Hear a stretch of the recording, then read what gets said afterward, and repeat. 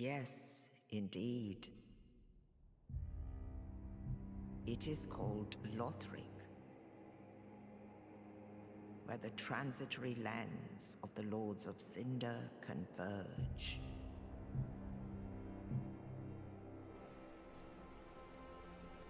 In venturing north,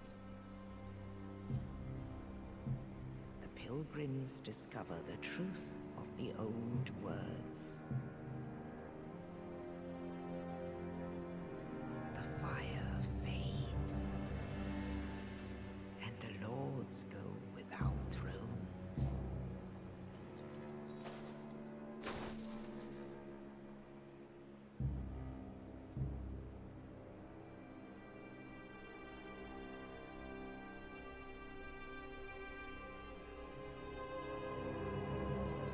When the link of fire is threatened, the bell tolls, unearthing the old lords of Cinder from their graves.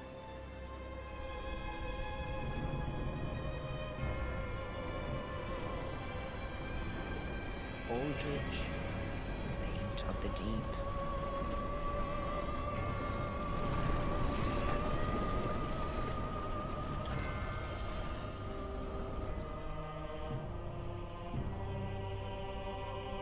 Farron's undead legion, the Abyss Watchers.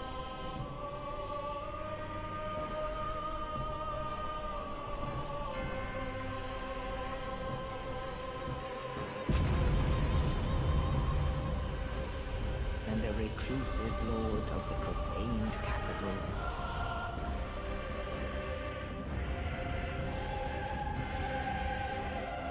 Yon the Giant.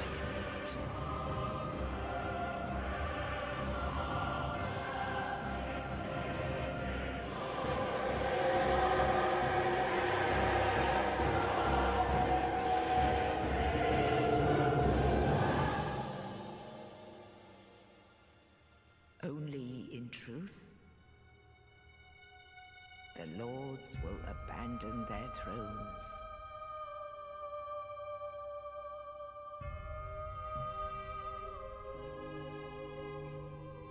And the unkindled will rise.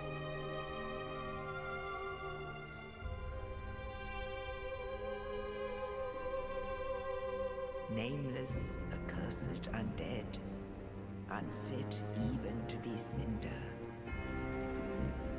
And so it is that ash seeketh embers.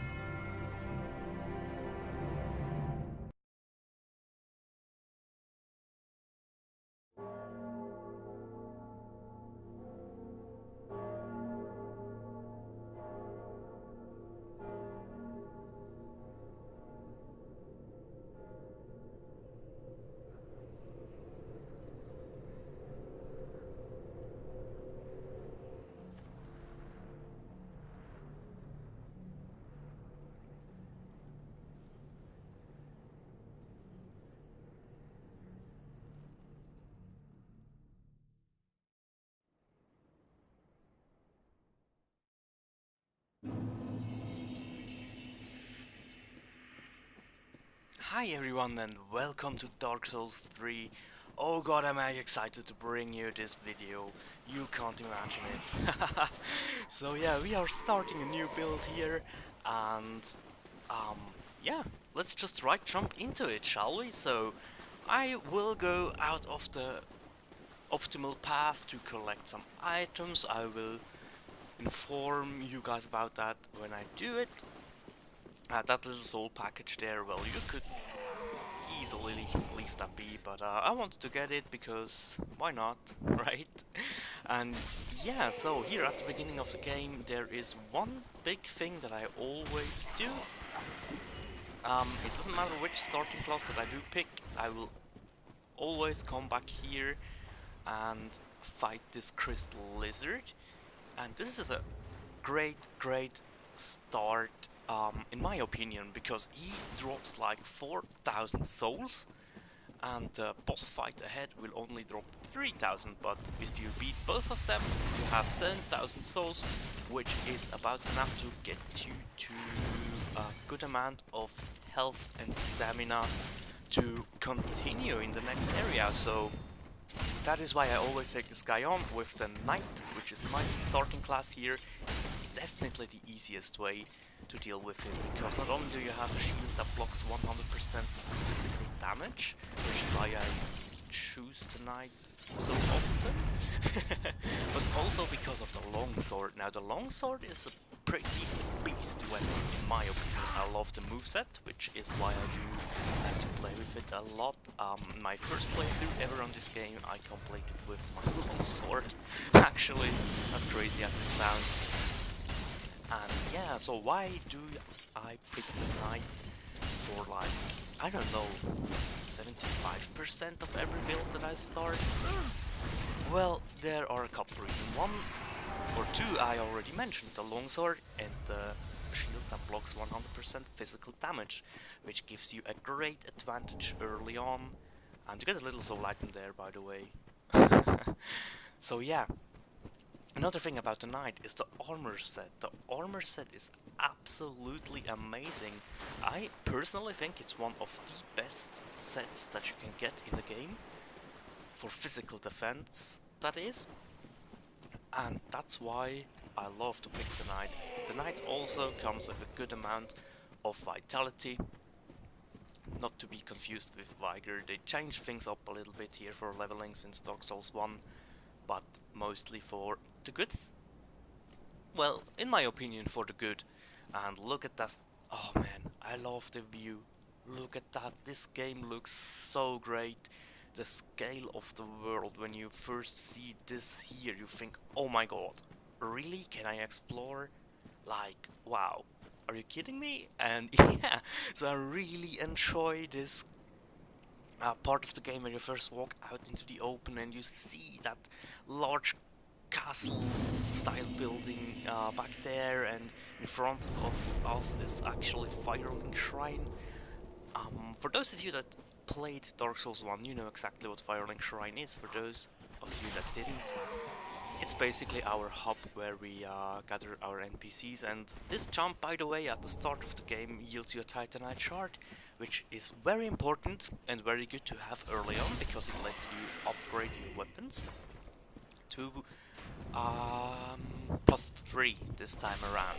So the higher the level of the weapon, the more shards you need. And I always drop down here to collect the fire bombs here. We will have a use for them later on in this episode. I will come back to them. Just keep in mind that I did pick up those things, and that I pick black fire bombs as my starting gift. Now, the black fire bombs, the normal fire bombs, will play a big role a bit later on. So yeah, what am I doing here? I'm just getting rid of those hollows here, and this guy didn't pose much of a threat. So yeah, I decided, hey, should I take on the boss right away? And then I got clipped by this guy. I thought, oh, let me parry him because I can do it, and didn't work out that well, as you can see there. I don't know what it is. Dark Souls 3 has a very, very different timing for parrying and dodge rolls and stuff, like in comparison to Dark Souls 1. I think the changes that they made were absolutely perfect. You will get punished for panic rolls much more often, especially in PvP, but the PvE enemies as well, they will punish. Right, they will punish the bosses as well as the normal enemies. And this up ahead here is our first boss. He will check if we are worth to get the coiled sword, I think it's called. And yeah, so I was thinking, should I put on my fire bombs? And then I was like, nah, you know what, let's fight him for real. Let's see what we can do, right? So you do take the sword out of him, and immediately I just started two-handing, wailing at him, empty up a whole stamina bar. And I think it's, yeah, this fight especially, it gives me a lot of troubles the first 3 or 4 times that I fought him, and yeah, I don't know what it was. I think mainly the timing is a bit weird in comparison to what you're used to, but that's absolutely no problem. It just introduces you to the changes that they made. And yeah, so phase 2 starts now. Now in this phase he is so vulnerable to fire, so the fire bombs can come in clutch here. You can throw, I think 5 black fire bombs actually are enough to kill him after you brought him down to this phase. But as I told you guys, I had decided to just fight him normally, and it went well though, so we didn't die. In my first playthrough I died a couple of times in this guy. But yeah, this time around it went absolutely fine. And there we go. Should hit the last 2 hits right now, and he is beaten. So that was cool, and as you can see, he do drop 3,000 souls. Yeah, it is 3,000. I'm so certain about it. I didn't even wait for the pop-up there, but we will have it soon. And yeah, 3,000. There you go. We did receive the Ember State, and here's the coiled sword. Now from time to time I will put up item descriptions, just so you guys can read through them if you are interested. If not, just don't bother it. You basically need the coiled sword to activate the bonfire in the Firelink Shrine, and it does activate warping. But that's about it. Yeah, so you want to rest at the first bonfire that we saw, because you do get the gesture rest from it. If you do care about the gestures, that is. Wow, sorry. I can't talk, man, I can't talk. Sometimes, you know me, I'm derping around and stuff like that. So, this is it. We open this door, step out, and look at this view. It's wow, it's just amazing. I love the lighting effects that they put in as well. And we do get the broken straight sword there, which is absolutely useless in this game as far as I am aware. Maybe not, please correct me on that if you do have any insight on that, if you do know. I didn't actually try to trade this thing. Maybe we could get something out of it, but I don't know. Now the shield break mechanic with the kick is back from Dark Souls 1, but unless, wow, that's not the word that I was looking for. Anyways, in Dark Souls 1 when you kicked an enemy you could break their shield. And it basically works the same here. Now we did pick up a homeward bone, which is one of the best items that you have in your inventory throughout the game, because it lets you not only warp back to the last bonfire that you rested at, but you can immediately warp to Firelink Shrine as well, and that is pretty cool. I do like that mechanic, honestly. In Dark Souls 1 we had this homeward bone as well, but it only would teleport you back to the last bonfire you rested at. So, very cool addition, and I always go out of the way here to get attacked by this dog. Now, since I know that he is there, I always have my shield up, right? So, on my first playthrough, he actually surprised me quite a bit, and he pushed me down the ledge, down the cliff there on the side to my next death, and yeah, wasn't that fond of it, I guess you would say. Now, in Firelink here, this is it. It does it does look very different than in Dark Souls 1, but still, you can see up there is an item, right? And you think I was thinking, I want to get this item in my first playthrough. I never found it. Never figured out the way to do it, and yeah, there's just a little happy dance. Because we're back in Firelink Shrine, and yeah, I was just having fun. So, here we go. I will have a clip of me failing here. Really, I took off all my armor because somebody told me that it is easier to make this jump if you take off your armor, and I think it is true, but I'm still failing here like crazy. Had to try it a couple times, but this jump allows you to get 2 very cool items to have early on, and it also grants you access to an old friend that yields another name this time around. If you have played Dark Souls 1 and I do throw the name Snuggly at you, you do know what's coming up, right? If not, and you don't have any clue, well, you will see, it will not take long until we will Worse again. It will not take a long time until we will be there. There we go, made the jump. And you do get 3 homer bones up here. Those are not the items that I was mentioning beforehand, but it's nice that we had them right away here, because... Oh, you will see soon, you will see soon. I think I did the right thing and traded one of those in. So yeah, let's continue. Now, you could drop down there and take on Swordmaster, but I didn't want to do that. He is pretty tough to fight early on. He has the Uchi Katana, which is a legendary katana. It's pretty much the same like it was in Dark Souls 1, except with a few twists. And I'm not sure, maybe we will go dexterity with this build. I haven't decided at this point. I will see, we will decide that later on, I guess. Because the first few levels I always think them into survivability, that's the word. So, here's an old friend, now named Pickle P. Pumperum. Snuggly the Crow, or Pickle P. Pumperum the Crow here. Yeah, let's you trade items. So I drop a normal fire bomb, and we do get a large Titanite shard. Then I went ahead and dropped a black fire bomb, which yielded me a Titanite chunk.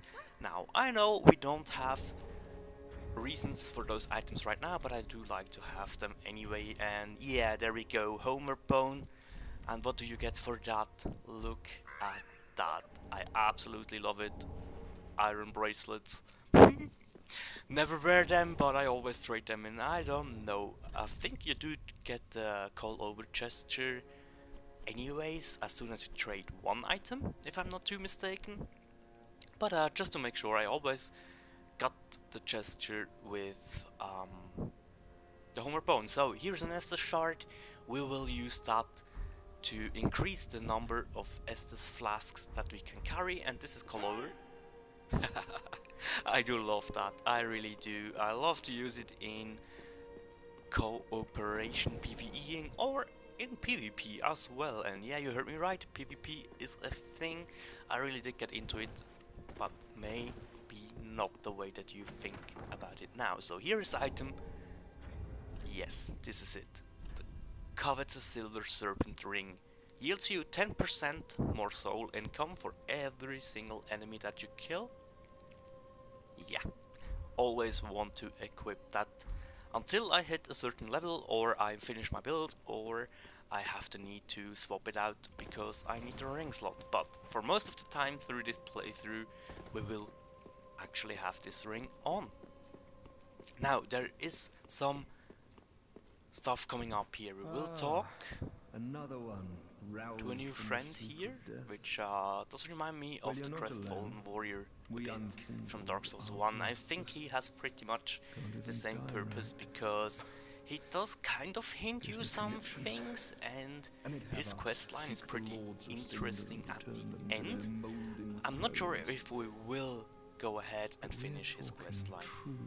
Maybe we will, maybe we will not. We will have to decide. I will take your input as well if you want to see his questline to be done. So you do get the collapsed gesture, which is also a very funny one.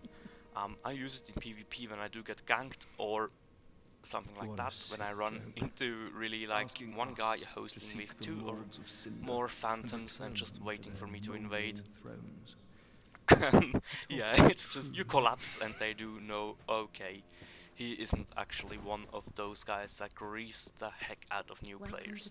Now, here is our Firekeeper, and yeah, Firekeepers known from Dark Souls 1, basically not the same exact purpose here, gameplay or mechanic wise, but yeah, think about her like the doll was in Bloodborne, right? So you come to her to level up, and you can talk to her as well. She will give you some hints throughout the game as well, and you can give her 2 items as far as I am aware, which can Ashen One, alternate bring the me ending souls of the plucked game. from their So vessels. yes, like in Dark Souls 1 we do have Ashen multiple One. endings. Ah, In Ashen Dark One. Souls 1 there were 2. Help.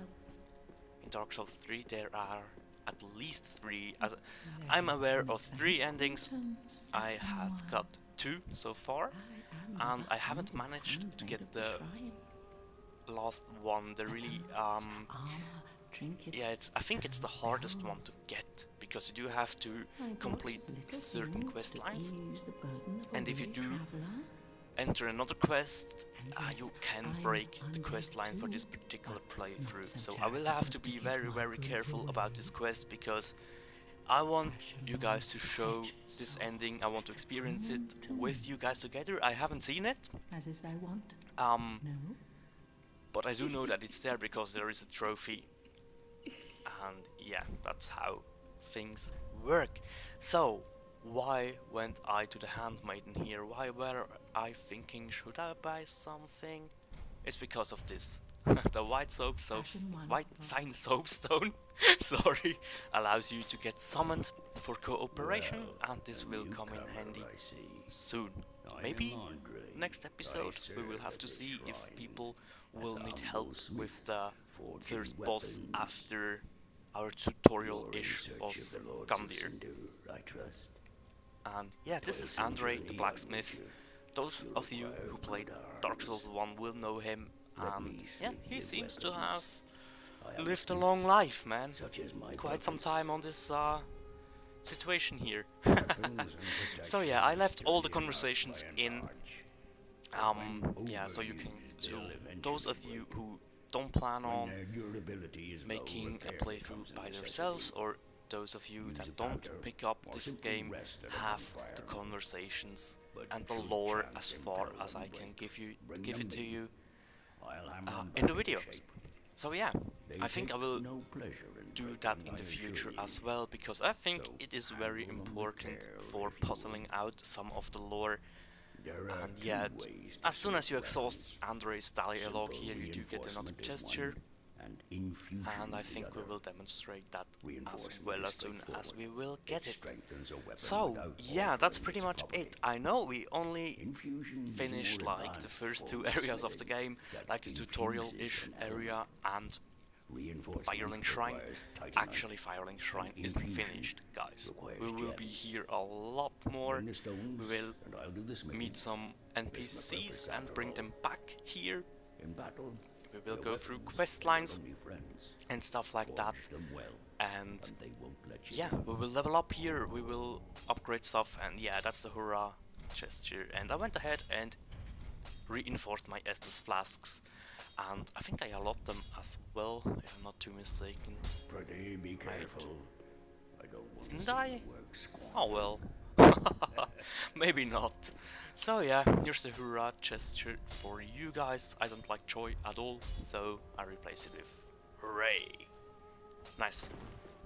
So, last thing that is left with the 7,000 souls that I mentioned in the beginning is to level up. And with the knight, I always want exactly 7,000 souls, because that guarantees me a level up to level 15. Well, if I go to 15 and earns to 14, my soul level is 15, so yeah, perfect. But guys, honestly, that is all that it is for this episode. I will equip my white sign soapstone there, and yeah, I can't wait for the next episode. I'm managing my tool belt and stuff like that, so yeah. Let's activate the bonfire, enable warping, and next time we will start our adventure at the High Wall of Lothry. Thank you very much for watching, guys, and as always, take care. Bye.